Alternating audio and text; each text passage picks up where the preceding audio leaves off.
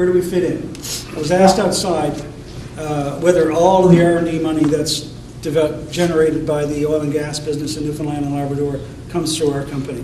Well, it doesn't, and this will kind of show you where the obligations shake out. For each project has the alternative to spend on either E&T or R&D, and many of them are spending money on education and training, whether it's specific training programs at the Marine Institute, at the Offshore Survival Center. Co-op students are eligible as E&T expenditures, for example. There's actually a surprising amount of money spent every year on education and training by the industry. But of course, they can also spend the money on research and development, and that does not have to come to us. It comes to us only if they choose not to place the money directly. An example I would suggest is Terra Nova, which operates an FPSO, might have some very specific research related to their FPSO that they might want to reach out and ask a company to undertake on their behalf. So they can expend money on that. They can also spend money on bricks and mortar, the expansion of the engineering building, CARD. These are all good examples of big R&D expenditures that aren't necessarily research and development JIPs.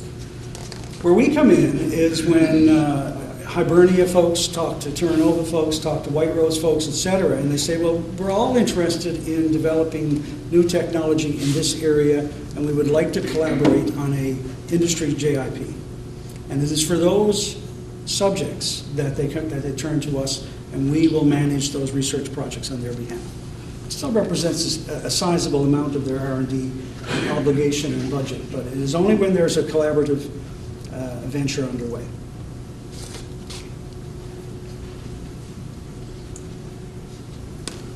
So now I'm going to get right into the programs that we do manage, and some of you may have seen this before. If you've been on our website, we try to focus on these quite a bit because you know, if you identify exactly what you're working on, it keeps you from being distracted by the latest particle accelerator or new muffin recipe or something like that someone wants funding for. Here is our program in a snapshot.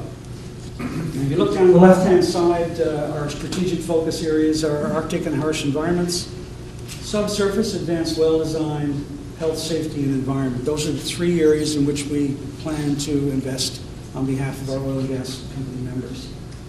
The focus areas can be similarly divided into either directed research, which is typically major JIPs, and also seeding programs, investments at the front end of the innovation supply chain. I'll get into more detail on each one of those strategic focus areas in a few minutes. But you'll note that each year as well, down the right-hand side, the seeding programs, we undertake a call for proposals, which is each year has a different topic, and this year is health, safety, and environment, for example. We use the calls and the seeding investment to kind of uncover the gems and that might turn into some larger scale projects that we probably spend a lot more money on. Our classic example of good seeding money was the $50,000 we put into VMT, and Tony's here, so I've used that story before. You know, it's like trying to pick the stock market. All right. So let's talk about the first strategic focus area. It's Arctic and harsh environments, and a pretty obvious one. Our objective there is to develop technology to reduce the risk and or cost of operation in Arctic and harsh environments. And that's and we focus on that in two ways. We've got two parts to that program. But first, before I say that, I just want to make the point is that it is really low-hanging fruit. And I started putting up logos of companies that are involved in Arctic and harsh environment research in Newfoundland and Labrador. And I kind of ran out of space on the page. And it just speaks to the fact that there is such a capability for this area in Newfoundland and Labrador. If I left anyone out who's in the room, I apologize, but I ran out of space. First major JIP in Arctic and harsh environments is the trenching JIP. It's the first one, big one we got out the door last year. And it is to develop a proving trenching system for the protection of subsea systems against ice scouring on the seafloor. And so it's an early identification of a critical need if you want to develop an offshore oil and gas industry, if you look at anything to do with the North Sea, there's an awful lot of subsea connections, an awful lot of tiebacks, an awful lot of pipeline. And so this is early R&D for something that will be really important to expand the industry. So this phase one of the JIP was awarded to Intex C in June of last year. And I got a little slide here that I stole from Mike. And so right now, if you look at 2012 Q1, by the end of March, we should have a shortlist recommended for more detailed study. And by the end of September, we're saying Q4, I'm giving a little slack there, but by the end of September, we should be selecting the phase two candidate technologies. So this is going to be probably a multi-year JIP. Right now, we're just trying to identify the preferred technologies. Next, we'll go into some preliminary engineering, maybe a prototype, and eventually full-scale trials and potentially construction of a trenching system that is unique for Arctic environments, offshore Newfoundland, and maybe other Arctic environments. Some of the unique features Dave was telling me about the other day is that normally trenchers go to a depth of 3 meters, and I think we're targeting for trenching of up to 7 meters. So it's a significant different requirement here. The second half of our Arctic program is the ice management program, and very early days on the ice management program. The objective is to improve the safety, operational efficiency, and capability in existing Arctic environments. So why ice management? We don't get ice every year here. We get ice, I think it's been, in my time here, it's been once every 3 or 4 years. And when you get it bad. But it's still a significant threat in the Jeanne d'Arc Basin and the areas offshore Newfoundland in which we'll be exploring and operating. But there's, in addition to that though, this is a kind of a snapshot from looking down on the North Pole. And you look at our members, they have significant holdings and licenses and discoveries in the Arctic areas, Statoil and Chevron and ExxonMobil in particular. But also Husky and even Suncor off the coast of Labrador.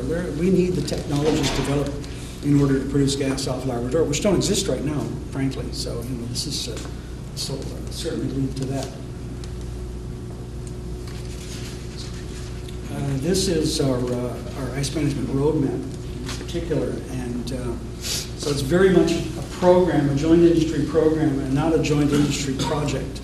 It's made up of 6 major areas of focus and a lot of JIPs, and we see this as a series of projects. So the 6 focus areas are going to be ice and iceberg detection, threat analysis and drift forecasting, towing automation, ice management, pack ice, and station keeping.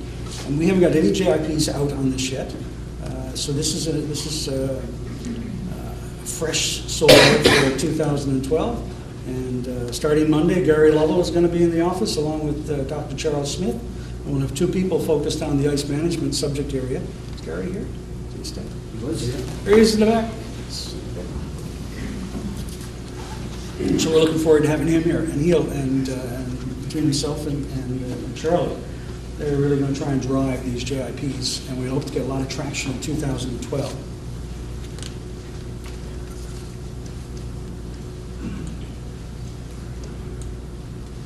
The second strategic focus area is subsurface advanced well design. Probably not a subject that is close to the hearts of a lot of the folks in this room, but I'll talk a little bit about it. It's to develop knowledge and technology to increase the recovery from declining and future field developments, and to develop marginal fields. And why is this important? Well, the objectives are to increase recovery rates from the existing reservoirs and to reduce the costs of development wells, development drilling. They're really important because there's so much money involved in this area. If you consider that the discovered oil, or the what we call the oil in place in the fields offshore Newfoundland and Labrador is probably 8 to 9 billion barrels.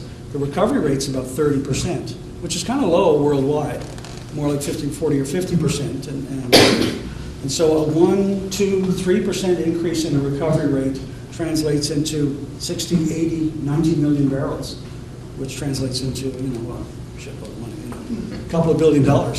And so a small improvement in the technology related to reservoir and recovery rates translates into big money.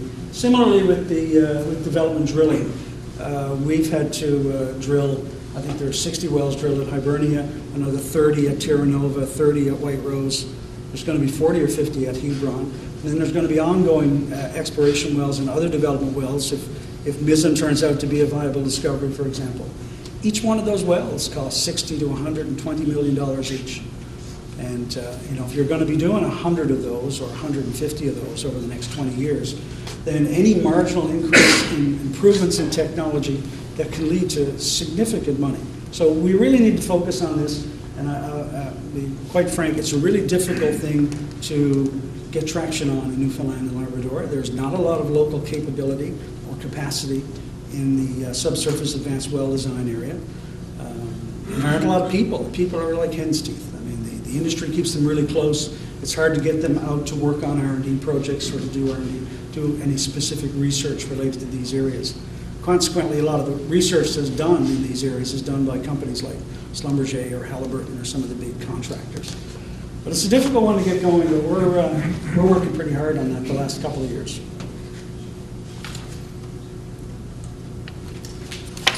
The third strategic focus area for us is health, safety, and environment.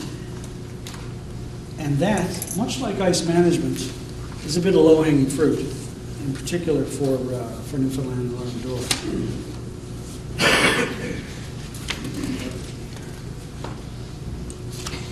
So our objective is to develop technology to reduce health, safety, and environmental risks for the operation in Arctic and harsh environments. Why is this important?